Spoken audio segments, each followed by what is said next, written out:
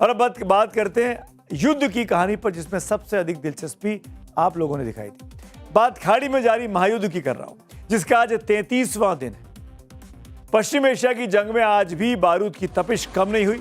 एक तरफ Iran America और इजराइल के ठिकानों को निशाना बना रहा है, तो दूसरी तरफ इजराइल ने भी ईरान के भीतर बड़ा प्रहार किया। लेकिन पिछले 33 दिनों से जारी इस भीषण युद्ध में किसी की सबसे ज्यादा किरकिरी हो रही है, तो वो है अमेरिका के राष्ट्रपति डोनाल्ड ट्रंप की। अमेरिका का सबसे पुराना और सबसे भरोसेमंद साथी ब्रिटेन भी अब इस युद्ध के खिलाफ खुलकर ट्रंप के सामने खड़ा हो गया है। ब्रिटेन ने ईरान के साथ युद्ध में शामिल होने से साफ इनकार किया है। बड़ी खबर है, ब्रिटिश प्रधानमंत्री कीर स्टारमर ने अब साफ कर दिया है कि ईरान उनका युद्ध नहीं है। कीर स्टारमर ने यह भी कहा कि ब्रिटेन युद्ध में शामिल होने की जगह स्ट्रेट ऑफ हॉर्मुज को दोबारा खुलवाने के लिए बड़ी पहल करने जा रहा है। स्टारमर ने कहा कि इस हफ्ते ब्रिटेन की मेजबानी में 35 देशों के साथ ग्लोबल हॉर्मुज समिट करेगा। इस मीटिंग में हॉर्मुज खुलवाने पर चर्चा होगी। यानी इस पूरे विवाद को रोकने की कोशिश में ब्रिटेन लग गया है। ब्रिटिश पीएम का यह बयान अमेरिका और खासकर ट्रंप के लिए बहुत बड़ा झटका है। अभी तक ट्रंप को किसी भी नेटो देश से ईरान युद्ध में समर्थन नहीं मिला है। अब तक जिन जिन देशों ने साफ तौर पर ट्रंप को रेड सिग्नल दिखा दिया है, वो कौन कौन से हैं वो भी देख लीजिए। सब लोग ट्रंप के दोस्त हुआ करते थे। कौन कौन लोग हैं बारी बारी से दिखा देता हूं। Spain, Italy, France, Switzerland, Poland, Britain, ये वो तमाम ऐसे मुल्क हैं जो खुलकर अब ट्रंप के खिलाफ खड़े हो गए।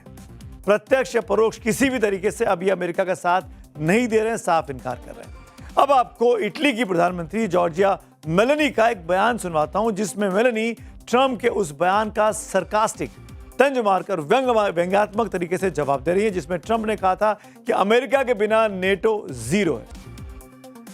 लगभग पूरे यूरोप में ईंधन की बहुत ज्यादा दिक्कत है। गैस स्टेशंस पर गैस नहीं मिल रही है, दाम बढ़ा दिए गए हैं।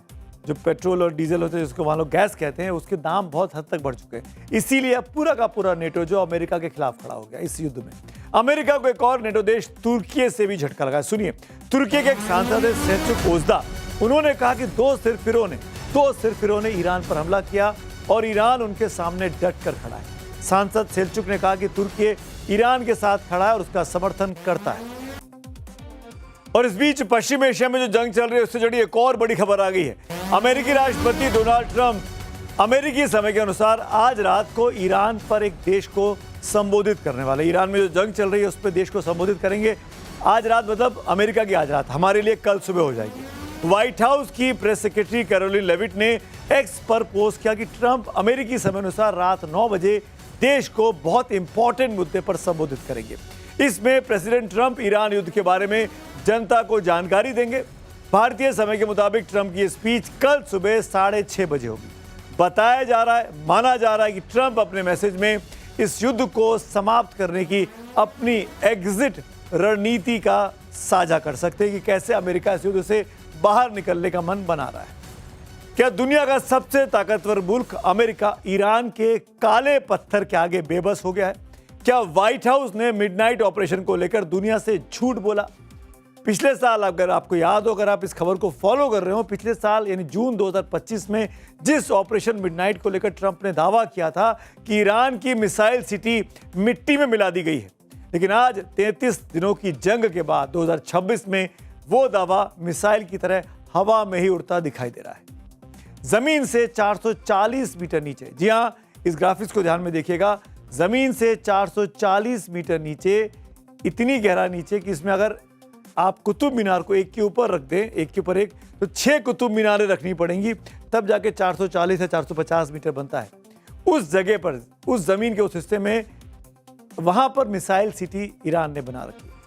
ईरान की मिसाइल सिटी, और वो भी ग्रेनाइट के पहाड़ों को चीरकर। जी हाँ, ये ग्रेनाइट के पहाड़ हैं जिसे आज भी मिसाइल लॉन्च किए जा रहे हैं। ऐसी सिटी जिसके अमेरिका का घातक B-52 बॉम्बर नहीं भेद पाया है। ये अमेरिका का सबसे बड़ा फेलियर रहा।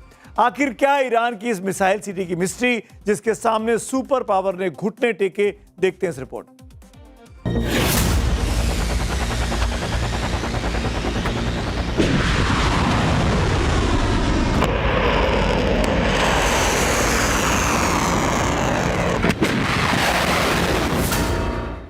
ये ईरान का वो अजेय दुर्ग है जिसे काला पत्थर या ग्रेनाइट का कवच कहा जाता है। रक्षा विशेषज्ञों की माने तो ये बेस जमीन से करीब 440 मीटर की गहराई पर है।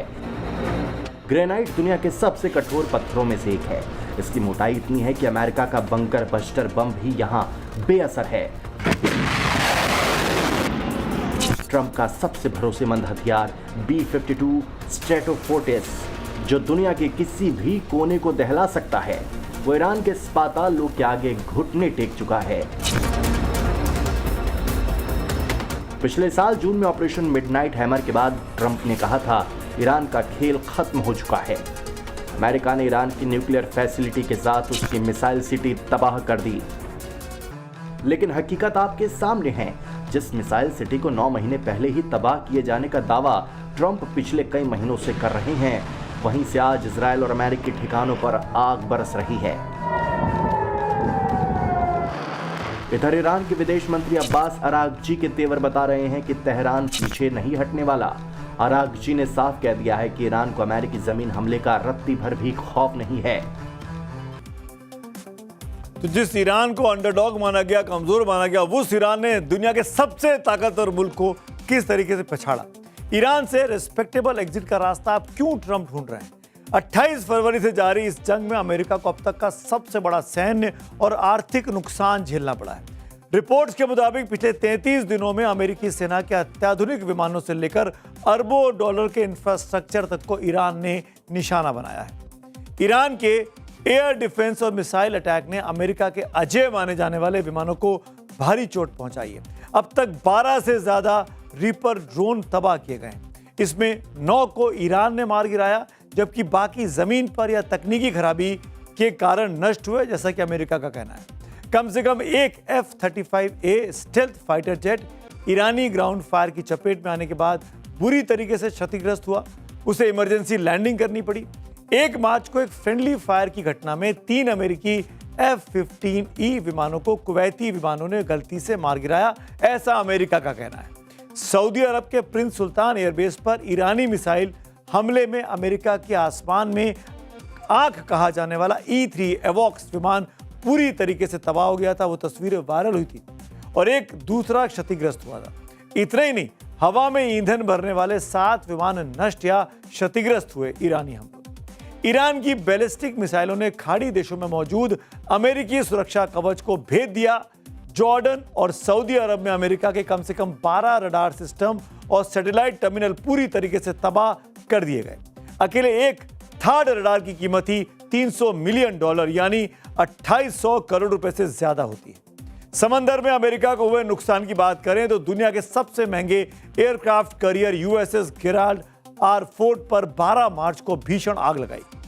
अभी भी यह जहाज ग्रीस के सूडा बे में मरम्मत के लिए खड़ा हुआ है। युद्ध क्षेत्र से बाहर पहुंचा दिया है। ईरान का दावा है कि उसने अमेरिका के कई लॉजिस्टिक जहाजों को भी निशाना बनाया। हालांकि अमेरिका ने सिर्फ एयरक्राफ्ट कैरियर पर आग लगने की ही पुष्टि की, लेकिन अमेरिका को जो सबसे बड़ा नुकसान हुआ वो है अमेरिकी सैनिकों की जान। कोई भी अमेरिकन अमेरिकी झंडे में लिपटे अपने प्रियजनों का बॉडी बैग यानी पार्थिव शरीर नहीं देखना चाहता है। लेकिन पेंटागन और सेंट्रल कमांड के ताजा आंकड़ों के मुताबिक अब तक 15 अमेरिकी सैनिक इस जंग में अपनी जान से हाथ धो बैठे हैं। करीब 348 घायल हुए हैं, जिनमें से कुछ की हालत बहुत गंभीर बताई जा रही है। आर्थिक नुकसान की बात करें तो युद्ध के शुरुआती 3 हफ्तों में ही अमेरिका को $2.9 बिलियन यानी 27,000 करोड़ रुपए से ज्यादा सैन्य साजो सामान का नुकसान हो चुका है। यह सब ट्रंप के जल्दबाजी की वजह से। इस वक्त की एक और बड़ी खबर इसी युद्ध से जुड़ी हुई। ईरान के इस्लामिक रेवोल्यूशनरी गार्ड यानी कॉप्स यानी IRGC की बड़ी चेतावनी है कि आज रात से पश्चिम एशिया में 18 अमेरिकी कंपनियों के ऑफिसेस पर हमला किया जाएगा। IRGC ने कहा कि तेहरान समय के मुताबिक रात 8 बजे से हमले शुरू कर दिए जाएंगे। IRGC ने कर्मचारियों को दफ्तर छोड़ने और इन कंपनियों के आसपास 1 किलोमीटर के दायरे को खाली करने को पहले ही वार्निंग दे दी है। अब ये जानिए कि पश्चिम एशिया में मौजूद वो कौन कौन सी अमेरिकी कंपनियों के ऑफिस हैं जो अब IRGC के टारगेट पर आ चुके हैं। इनमें Cisco, HP, Intel, Oracle, Microsoft, Apple, Google, Meta, IBM, Dell, Palantir, Nvidia, Morgan Tesla, GE, Spiral Solutions, G42, Boeing जैसे बड़े बड़े नाम शामिल हैं जिनके दफ्तर हैं और उनको खाली करने के लिए ईरान ने वार्न किया कि आज से वो इन कंपनियों को भी निशाना बनाएगा।